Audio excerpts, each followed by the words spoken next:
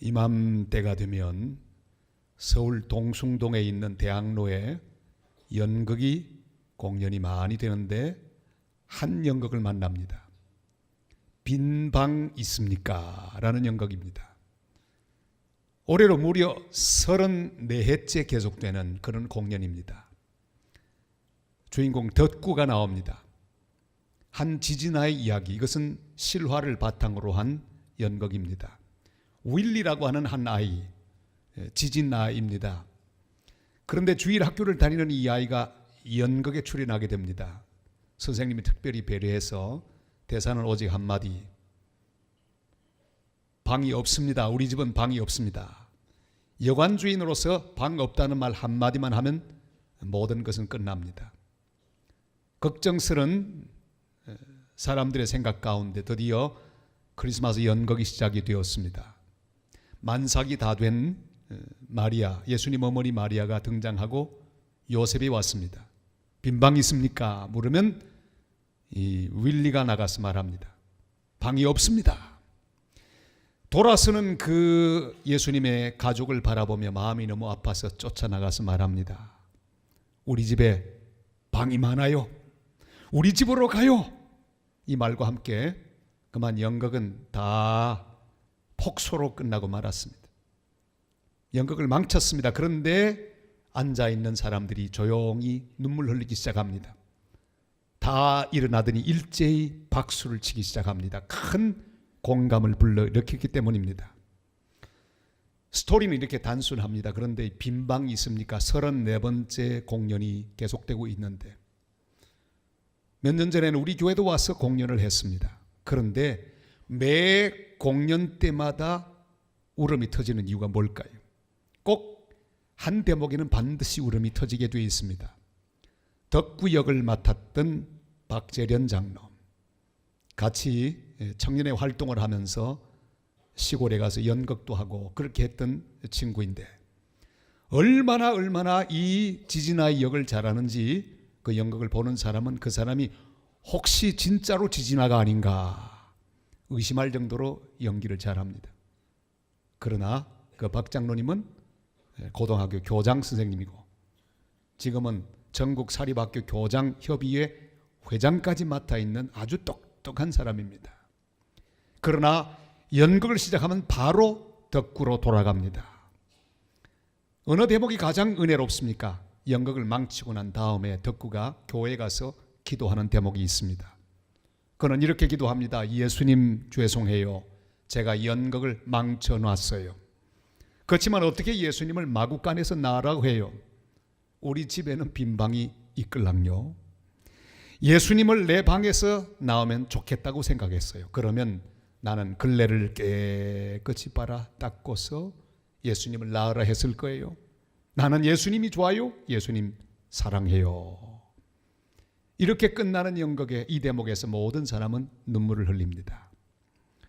예수님께서 태어나시던 첫 번째 크리스마스에는 정말 예수님이 있을 곳이 없었습니다. 예수님 어머니 마리아는 만삭이 되었지만 강요된 여행을 하지 않으면 안 됐습니다. 로마 식민지였던 까닭에 로마 황제의 명을 따라서 고향에 가 호적 등록을 하지 않으면 안 됐기 때문입니다. 배는 아파서 이제 곧 출산이 임박한데 아무도 예수님을 위해 방을 내어주는 사람은 없었습니다. 수없이 문을 두드리며 빈 방 있습니까? 하고 묻는 요셉의 음성이 들려오는 듯 합니다. 만약에 부자였다면 웃돈을 얹어서라도 방을 구할 수 있었을 것입니다.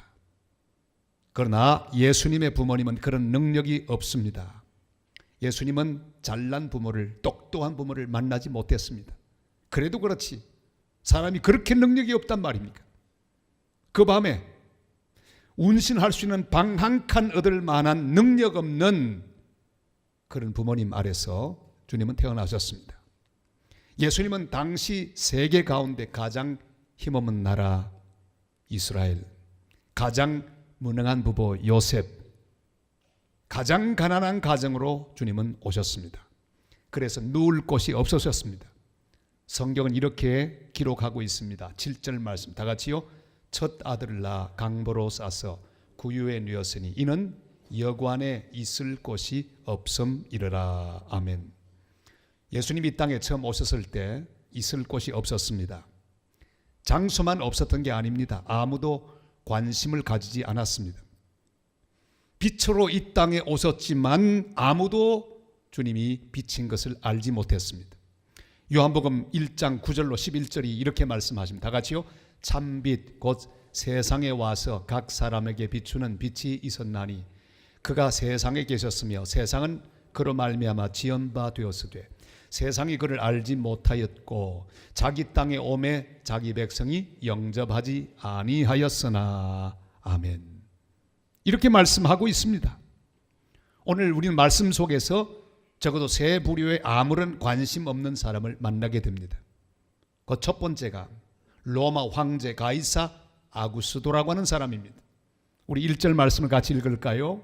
다 같이 읽습니다. 그때 가이사 아구스도가 영을 내려 천하로 다 호적하라 하였으니. 아멘. 이 가이사 아구스도, 그는 주전 27년부터 주후 14년까지 약 41년 동안 로마 제국을 통치한 옥타비아누스 황제입니다. 바로 그 동상이 남아있죠. 저 사람이 우리가 흔히 잘 아는 줄리어스 시저의 외증손자입니다. 얼마나 그가 통치를 잘했든지 로마 원로원으로부터 아우구스투스라고 하는 그런 칭호를 받았습니다. 무슨 뜻입니까? 아우구스투스, 가장 위대하고 고귀하고 지극히 숭배받기에 합당한 존재라 하는 뜻입니다. 그는 살아있는 신으로 숭배받을 만큼 높은 위치에 있었습니다.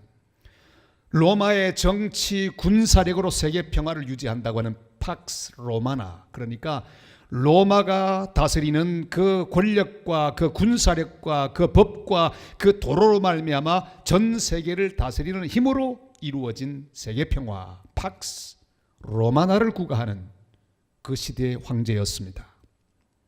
그러나 그에게 식민지 국가의 한 변방에서 태어나고 있는 가난한 아기 나사렛 예수에 대해서는 전혀 관심이 있을 턱이 없습니다. 아구스투스의 관심은 오직 세금 많이 걷는 일, 자기 권자를 든든히 하고 세금을 더 많이 객출해내는 일에 그 모든 관심을 다 쓰고 있었습니다. 약간의 공간도 그에게 남아있지 않았습니다. 예수 그리스도에 대한 조그마한 마음도 그에게는 없었습니다. 그는 아우구스투스, 위대하고 고귀하고 지극히 숭배받는 존재로 높이 높이 서 있었지만 그는 아무것도 아닌 존재로 역사의 뒤안길로 사라지고 말았습니다. 사실 그가 주인공인 것처럼 보이지만 오늘 성경은 그가 엑스트라임을 분명히 밝히고 있습니다. 그 당시는 나사렛 예수 그리스도 베들레헴 마구간에서 초라하게 태어나신 예수님이 엑스트라인 것처럼 보입니다. 그러나 사실은 아우구스투스가 엑스트라입니다. 천하에 호적하라고 명령할 때 온 세상은 부들부들 떨었습니다.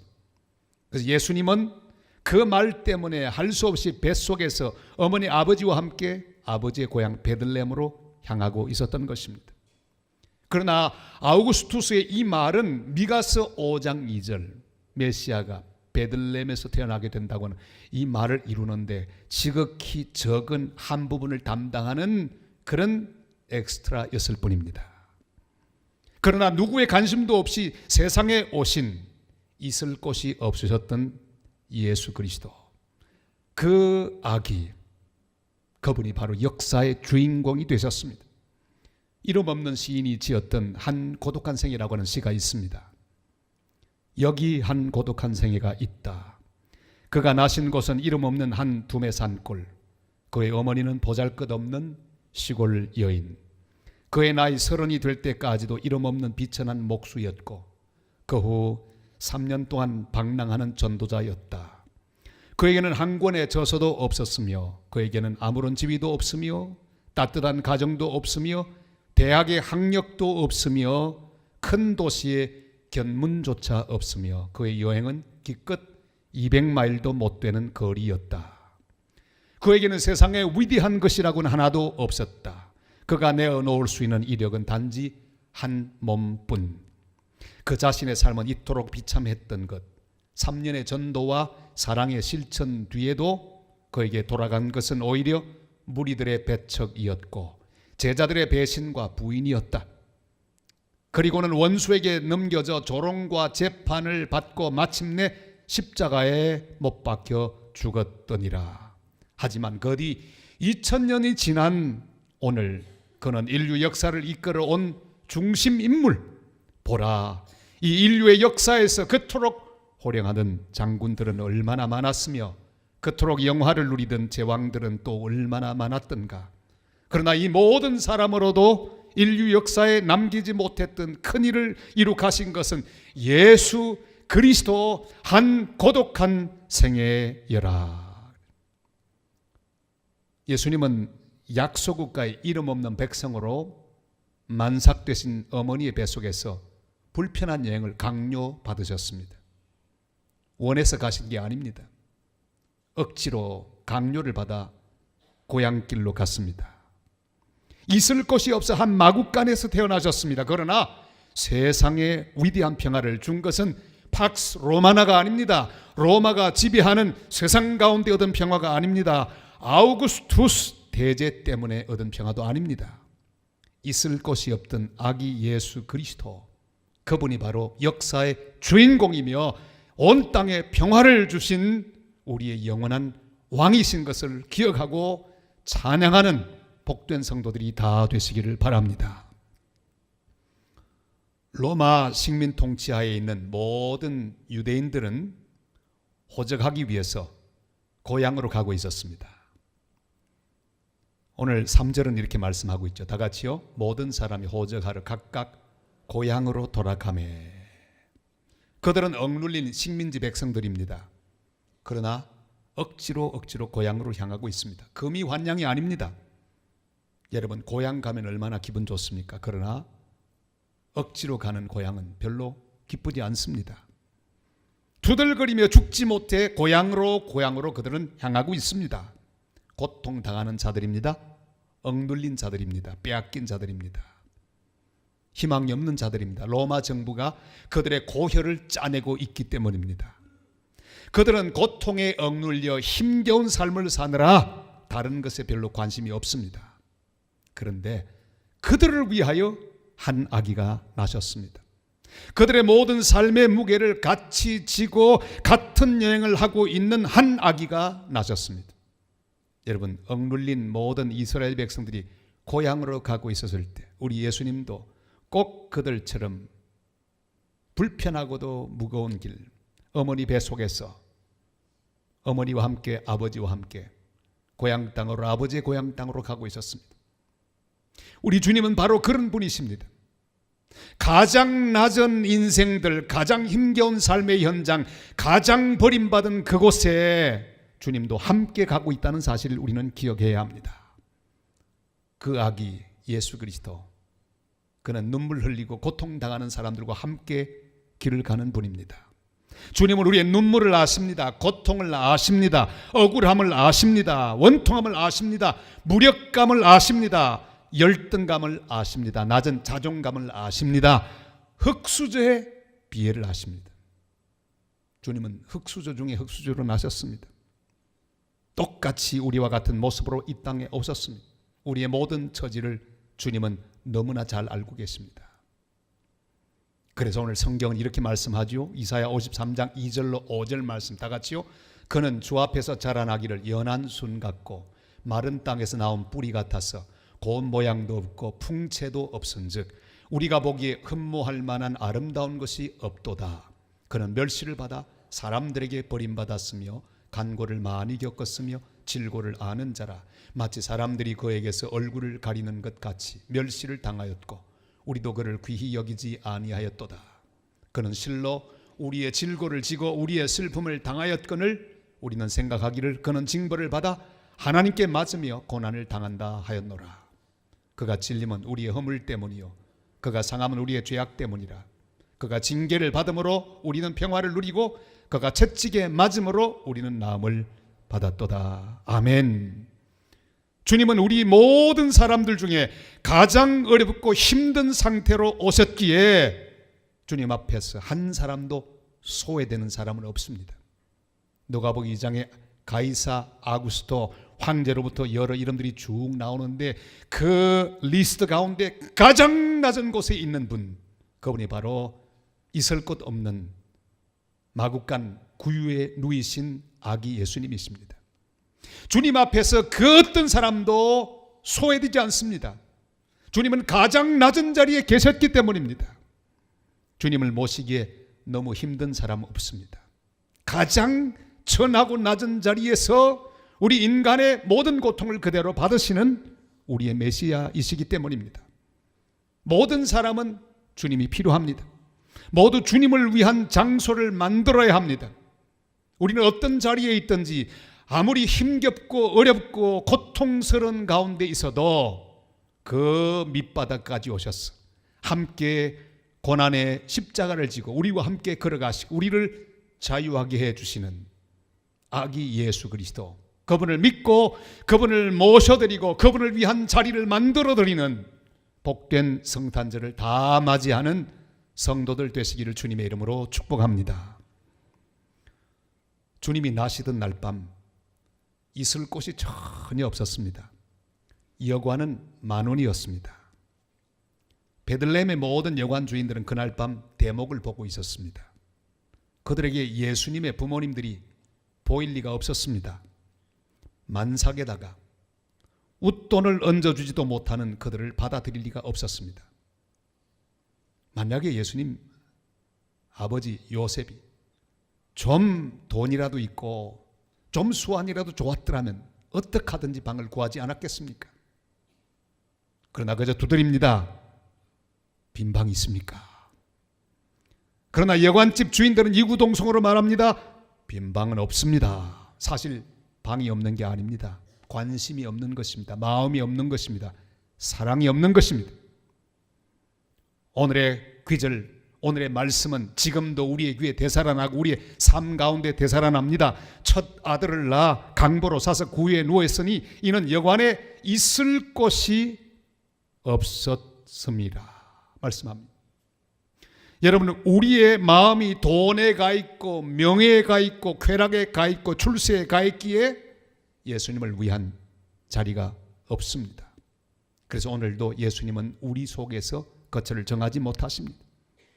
영광스럽게 우리의 삶 가운데 자리를 정하지 못하십니다.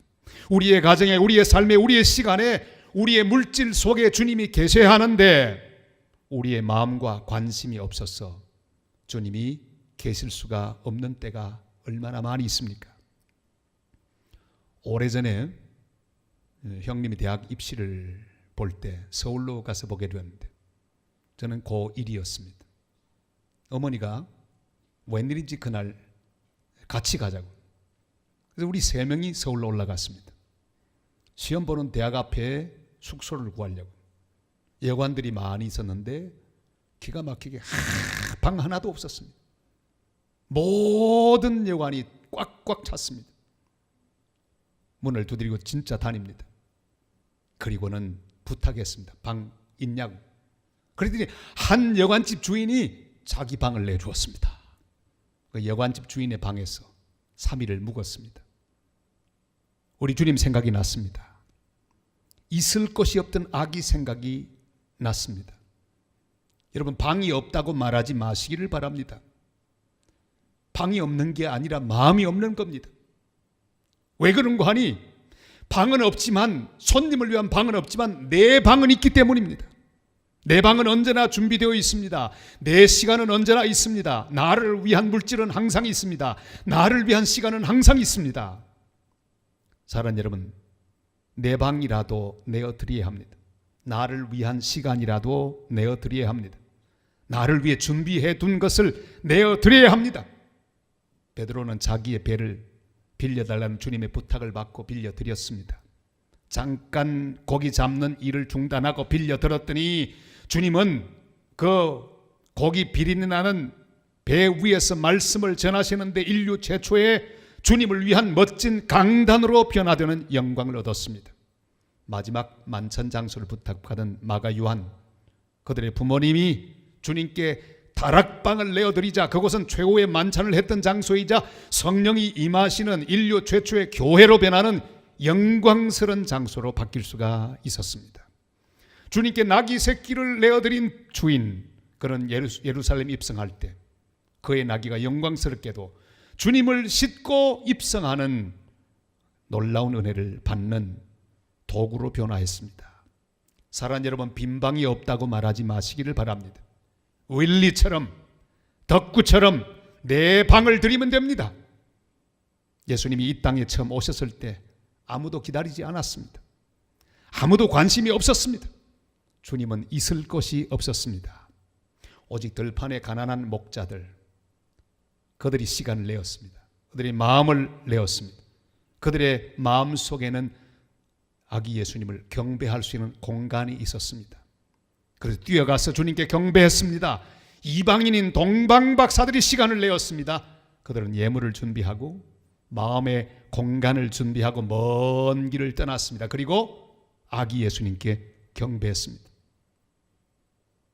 아기 예수님이 이 땅에 오셨을 때 막상 하나님 말씀을 잘 알고 모든 것에서 그 자리에 있어야 될 사람들은 오질 않고 아무도 예상하지 않았던 가난한 목자들, 먼 곳에 있던 이방인 동방박사들이 멀리에서 도착하여 아기 예수님을 경배했습니다. 전혀 의외의 인물이 하나님의 역사를 이어갔습니다. 요즘도 그렇습니다. 기대하던 사람은 하나님 앞에 충성하지 않습니다. 그러나 예상을 깨고 하나님 앞에 헌신하는 그런 귀한 사람들이 오늘도 하나님 역사를 이어가고 있습니다. 사랑하는 성도 여러분, 있을 곳이 없이 태어나신 아기 예수님이 우리의 환영을 이 크리스마스에 기다리고 있습니다. 우리의 시간을 드려야 합니다. 우리의 물질을 준비해야 합니다. 마음의 자리를 준비해야 합니다. 주님은 가난한 우리 은혜로 옷 입히기 위하여 말 구유에 싸구려 강보에 쌓여서 지금 누워 계십니다. 그분을 위한 모든 방이 다 준비되었다고 주님 앞에 내어드리며 경배할 수 있는 그런 성탄을 맞이하게 되시기를 바랍니다. 바로 그분이 친히 우리를 입혀주시고 우리를 새롭게 해주실 우리의 구주이십니다. 축구를 좋아하시는 분은 FC 바르셀로나 팀을 너무너무 좋아합니다. 저도 이 바르셀로나 팀 참 좋아합니다. 거기에 누가 있기 때문입니까? 메시가 있습니다. 레오넬 메시. 축구를 얼마나 잘하는지. 메시 축구하는 거 보면 환상적입니다. 그런데 최근에 메시에게 아주 귀한 일이 생겼습니다. 아프가니스탄에서 살고 있는 무르따사라고 하는 한 소년, 너무너무 가난했습니다. 그 소원은 한번 메시가 입고 있는 그 유니폼 자기도 한번 입어보는 거예요. 자기가 형을 쫄랐습니다. 가난한 형이 무슨 힘이 있겠습니까? 비닐을 가지고 유니폼 만들어 주었습니다. 그리고 메시라고 쓰고 그리고 등번호도 그려 주었어요. 무르따사는 별명이 새로 생겼는데 봉지 메시입니다. 이게 SNS에 실렸습니다. 메시가 그걸 보았습니다. 가슴이 뭉클했어요. 그리고 이 소년에게 유니폼 2벌을 보내주었습니다. 그리고 비행기 타고 올 수 있도록 했습니다. 초청했습니다. 메시가 경기하는데 그 아이를 불렀습니다. 무르따사로 하여금 공을 놓게 하고 손을 잡았습니다. 그리고 말합니다. 얘야, 무르따사야, 오늘 내가 꼭 이길 테니까 구경하라. 관중석에 앉혀두고 그날 경기를 했는데 5대3으로 이기는데 결정적인 역할을 했습니다. 저는 그 동영상을 이렇게 보고 있다가 저도 모르게 눈물이 빙 돌았습니다. 메시 속에서 우리 주님의 얼굴이 보였기 때문입니다. 사랑하는 여러분, 주님은 우리의 헐벗음을 아십니다. 우리의 가난을 아십니다. 우리의 고통을 아십니다. 그래서 친히 이 땅에 있을 것이 없는 아기로 오셔서 우리에게 하나님의 자녀의 옷을 입혀주셨습니다. 우리의 비닐 같은 형편없는 옷을 벗기시고 주님은 우리에게 옷을 입혀주셨습니다. 하나님 자녀의 옷을 입혀주셨습니다. 하나님 백성의 옷을 입혀주셨습니다. 의의 옷을 입혀주시고 하나님 일꾼의 옷, 하나님 나라 선수의 옷을 입혀주셨습니다. 우리에게 거룩한 옷을 입혀주러 오신 예수 그리스도, 그분을 우리는 영접해 드려야 합니다. 주님의 자리를 내 삶에, 내 가정에, 내 인생에 만들어 드려서 주님께 영광 돌리는 복된 삶을 시작하는 성탄절을 꼭 맞이하게 되시기를 바랍니다. 주님은 우리를 통해 영광 받으시기를 원합니다. 방이 있습니다. 주님을 위해 내 시간이 있어야 합니다. 주님을 위해 내 물질이 있어야 합니다. 주님을 위해 내 모든 공간이 준비되어 있어야 합니다. 그리하여 우리 주님 예수 그리스도가 주시는 풍성한 은혜가 충만한 이런 놀라운 은혜를 체험하는 거룩한 성탄절을 맞이하는 성도들 다 되시기를 주님의 이름으로 축원합니다.